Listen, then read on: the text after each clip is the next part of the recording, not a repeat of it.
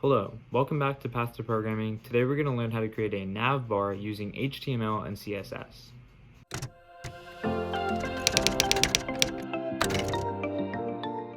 In the last few videos, we've been able to create a basic web page using HTML and CSS, and today we're going to add a new feature to that, and that's going to be the navigation bar. Typically at the top of websites, you'll see this, and it's how users navigate your website and go to the different pages that you have. So first things first, to create this feature, we're going to need a list of all of the pages that we're going to have. And to keep things simple, we're just going to have two different pages. So what we need to do is create a UL tag, and UL stands for unordered list. And within that, we're going to have two LI tags, and LI is just a list item. So the first one is going to be home, and then the second one we can just call extra information. Okay, so then if we refresh the page, we will see, sometimes it takes a minute because Replit has issues, but if we refresh the page, we'll just see two bulleted items, but that's not exactly what we want. First thing, we actually want these to be links because we want the user to be able to click on them and they go to a page. So to do that, what we have to do is actually add an A tag. Just like we did with the link over here, since we want these to be sort of buttons, we want them to link somewhere. So we're gonna have an A tag here, and we're gonna make the href equal to index.html, and then we're gonna close the A tag. And we're basically going to put it around home. So now we have the list item tag, and inside of that we have the A tag, which links to index.html and is over the word home. So if we refresh, it's going to make home underlined and purple just to represent that it's a link. And if we click on that, it'll just redirect back to the same page. For extra information, this will be a bit different. We're going to have an A tag, and we're going to set the href equal to extra info.html, and then we're going to close that, actually close the tag over here. And so we actually don't have an extra info.html file yet, but what we can do is go over to the file directory and add it. Type extra info.html, and then now it's just sort of an empty page with nothing in it yet. But in the next video, we are going to add some JavaScript and make some cool features for that second page. So now if we refresh the page, both of these are links, and so what we can do now is make it look really nice. So if we go to actually first things first, we don't know how to reference this yet. So what we're going to need to do is add a component up here. And so in the last video, we added IDs to all of them. But what you can also do is say class. They pretty much do similar things, but it's basically a way to refer to all of the elements inside of it. So we're going to call the class on this nav, and that's going to be basically like nav bar. And all of the style that we add under this class will apply to everything here. So let's go to style.css and let's add a few spaces.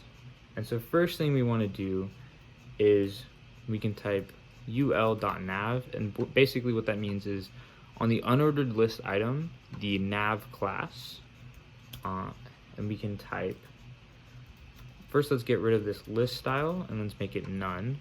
And what that does is it'll get rid of the bullet points. So now we have that.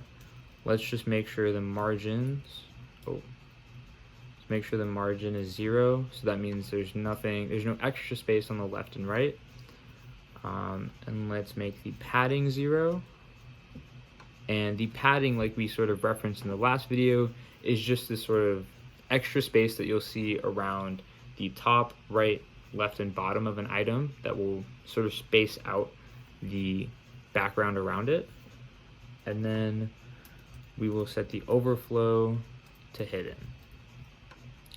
So now if we refresh, you can see it's just sort of more to the left now. We've got rid of all this extra space.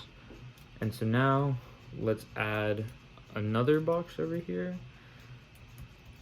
ul.nav, same thing, except I'm going to add li over here. And basically what we're doing now is we're saying, so for the nav class on the unordered list, this is going to be the style that's applied to all of the list items. So within here, what we're going to say is we're going to float left, and we're going to text align center. So now if we refresh our page here, we can see that they're both side by side, because you know in a nav bar, they're not vertical, they're all sort of next to each other. And we're going to add another one actually, that's going to be ul.nav, and for this one it's going to be for the A tag actually, because the A tag was how we inserted a link on each of those items. So let's say a link. Okay. And then we'll also add ul.nav a visited. So for all of these sort of items, all of the links that you can click, there's a visited property in CSS, which basically specifies what it looks like when a link is visited. So for instance, if you look at our homepage button right now, it's purple because we've already visited that page, but we don't want that. We want it to be the same regardless of if the user has visited or not. So that's why we're going to apply these styles. We're going to do display block. We're going to just set the width to be, let's just try it out at 20 of the view width. And then let's say the color, let's set the color to be white. And again, remember the color refers to the actual color of the text, and the background color will refer to the color of the box around it. And so after that, let's set the background color. And let's just set this to be red. And then we'll set the padding to be 5 of the view width. And in the last video, we explained why we're using these sort of dynamic options instead of pixels, because these are better for responsive sites. If someone is visiting your website on a phone or an iPad, the width and height of the screen are going to be different. So we want to create website design that's responsive. So then after that, let's just add another text decoration, none. And that'll get rid of the underline that we see here, which is like a form of text decoration in CSS. So now if we refresh the page, we can see we have these sort of buttons. It's a little bit ugly, but we can fix that. So to fix this and to make the buttons a little bit more even, what we can do is increase the width of the buttons, because as we see, extra information is sort of taking up 2 lines, which makes the button look really bulky. So we can increase that to about 30. So now each of them will be a bit longer, and now it takes up more of the room on the page. Let's actually make it 35, and then that looks a bit better. And just to make it look a bit cleaner, let's decrease the padding actually to around 3, and then that looks solid. And then we can actually add a bit of a border, and we can say solid black, and we can set that to be about 0.5 of the view width. That looks a bit better.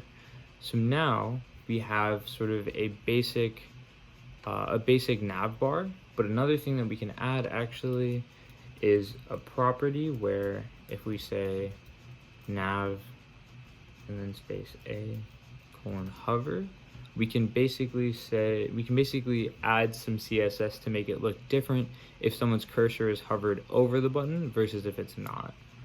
And then we can change something for, we'll say ul.nav a active. And active basically means the user is actively clicked on that a tag.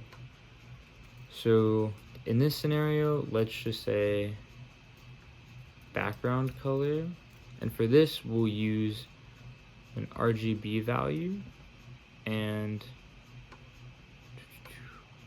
we will say we don't want it to be green or blue, and our homepage and extra information pages are already red. So what we'll do is we'll do a sort of lighter shade of red. And so these values all go up to 255. So if we do, let's say 225, that looks a bit darker. So if we refresh, basically when we scroll over it, it's a bit darker. You can change both of these to be exactly how you want, but now we have sort of a basic nav bar